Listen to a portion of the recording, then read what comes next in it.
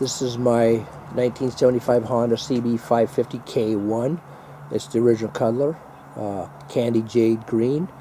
And hopefully the purpose of this video is to show you what is OEM equipment, what it looks like, and what some of the aftermarket stuff looks like. Anything I can say or do cannot be held against me in a court of law. Ha ha. Okay, the first thing we're going to do is we notice there's not the original exhaust pipes. I've got 3 exhaust pipes in the house, and I'm working on the 4th one right now. Hopefully it'll come up on eBay. First thing I'm going to do is look at the instrument panels. In 1974, the faces of these instruments were black. In 1975, they were dark green, like these. And in 1976, they were light green.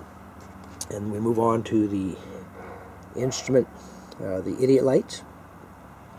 And then we move on to the gas cap. Now, it's my belief that the gas caps originally came with a push button, rotating mechanism to unlock the gas cap. Only later did they come out with these. Even in the diagrams, it shows when you go to order them, you're going to get one of those. And then we'll move on to the blinker. Now, the original blinkers, like this one here, they were round and big mechanisms. The whole blinker is this piece right here, and its stems go right in right there. On the aftermarket ones that you're going to see, the stems go all the way out to this area right here. And then the blinkers right there, they're not this whole big unit like that. Now, moving up to the emergency kill switch. You say we got the kill switch. We got the headlight on-off button, and I lost my little button, and the starter button. And this particular item here is just a throttle lock. When I start it up in the mornings, I like to turn the throttle and just push the lock down and hold the lock down so it idles a little faster. And up here we've got the reservoir for the front brake disc. And then here we've got the original mirror. Now, most of the mirrors, aftermarket ones especially, have a rubber gasket around the edge right here between the mirror and the frame to stop vibrations. Those are not original, but they do work. And then this original one here has a little bevel right there like that. And now we'll move down to the dog ear. As we can see, the dog ear and the blinker from the front. And then the reflector, yellow reflector, mounted with rubber dampening. And then we got the rubber boots, of course, and I don't need to say much about those. And these are the front forks, which were a disaster when I got this bike. I ended up sanding them with 400 grit sandpaper, and then 800 grit sandpaper, and then 1000 grit sandpaper, and then put on a buffer, and it turned out fantastic. Now let's go in and look at the front end lock, see what we can do there. Okay, here's the front end lock mechanism. You flip the lid over, put the key in, turn it to the left, push it up, turn it to the right, extract the key. Now that locks it. Alright, so what that does, unlock it, push it down the same way. What that does up here is you'll see the little lever coming up and down. See it pushing up and down? And that locks. You've got to have the wheel turned 45 degrees for it to work. And you flip the lever back. Okay, moving away from the front end lock, let's go up to underneath the instrument cluster. Now, they were all pitted. If you take a Dremel tool, which I did, with a wire brush, it works wonders. That wire brush will knock a lot of that pitted stuff off, and it looks good. And this is the front fender, of course. And we'll go over to this side here. Now we'll look at the dog ears. And we go down to the reflector again, and then let's go and look at the mirror. The mirror? How about the horn? It looks like a mirror, doesn't it? Alright. And then we go back to the boot, and we'll pan down here to the front disc caliper.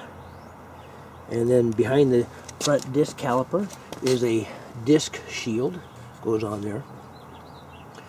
And then we'll move up to the ignition switch right here. Now, the ignition switch has a number on it right there. 6729. You can go on eBay and get a key and with the same number like I did right here. It's 6729, and you don't need to take them to a locksmith because they plug right into the ignition switch. I shined up all the valve tappet covers, sanded them down, shined them.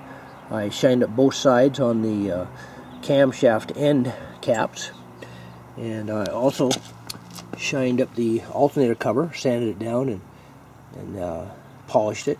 And if you ever need to get this cap off, I bought a new one on eBay. It was like, they're really expensive, about 40 bucks, but they just pop off. You get a screwdriver behind them and they just pop off.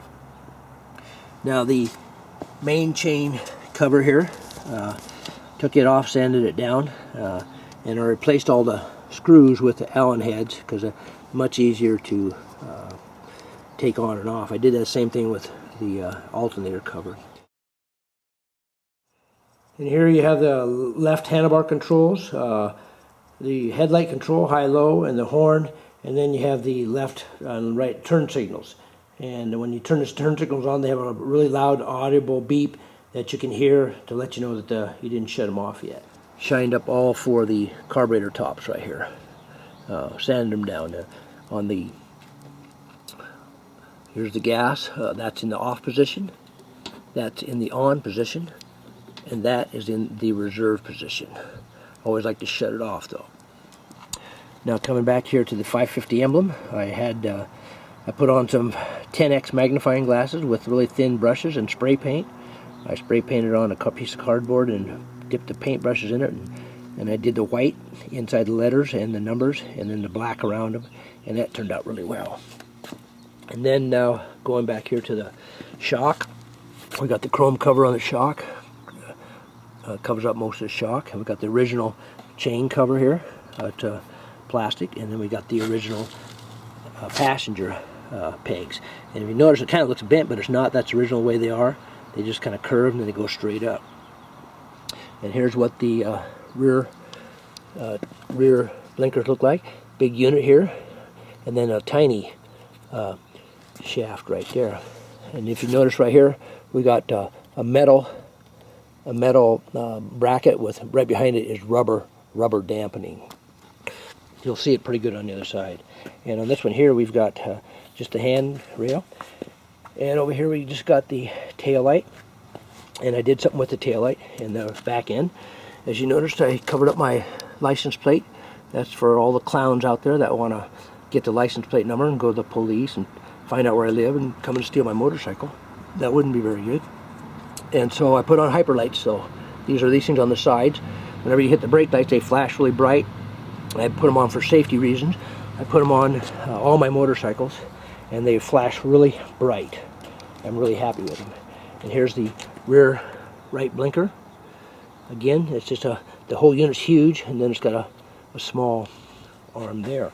And again, here's the mounting for the blinker. It's got a steel plate here, and then a rubber dampening gasket, and it just screws on the back side there. And over here we have just the brake drum cover. I didn't do anything with it. It was pretty clean when I got it. And got a Mac 4-into-1 exhaust. I'm not real thrilled about it, but it works. And here is the passenger foot peg. Okay, we'll take a look under the seat now. Okay, under the seat here we got little grommets to hold the wires. These are my Hyperlight wires. Right along here, and these are the OEM wires from the tail light and the tail blinkers. And over here we got the screen for the air filter. These are, you don't even find these anymore. I was fortunate to have this one with it. And this is a toolbox, and the tray actually just pulls right out to expose the air cleaner and a little bit of the battery. Now this, I have the guy I bought it from, he put a pencil in here to push the air cleaner up against the air box so there's no air gap in there. Normally it comes with a spring, OEM spring, but you can't find those anymore, and those are really expensive. I saw one on eBay in the last 3 months, and it went for $37. And under here we got your frame rubbers, 2 frame rubbers, and then 2 rubber grommets, stopper grommets, and then one in the back here. And then over here we have the owner's manual cover, and inside it right now I just have the registration. And so that's just about it for that. This thing just snaps back in and clicks back down, and pull the key out. The side case emblem and kickstand, and the clutch cover right there. Put it with new screws in there, and sometimes they call that a derby cover because it looks like a derby hat. And again, just shine up all the parts real nice, so it looks real good. I did all this over the winter time. Now this is a 1975 K1. In 1976 I had a K2, and in 74 it was a KO motorcycle. 77 and 78 they changed quite a bit of things on them, especially the exhaust pipes. 1974 through 76 were all interchangeable exhaust pipes, and the pipes had stamped on them actually HM, which means Honda Motor Corporation, 323 CB500s, not 550s. They had CB500s stamped on them all, because in 1971 they made the CB500 through 73, and they used the same exact exhaust systems on the CB550s from 74 to 76, and they're all interchangeable. Believe me, you can buy them all, and they're all interchangeable. So anyway, that's the bike, and I hope you enjoy this video. Alright, I suppose you want to hear it run, so I'll fire it up and see if we can get it to run. Alright.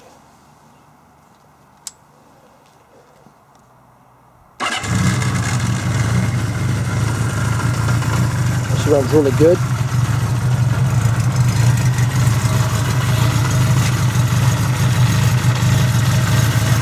Rev it up with it.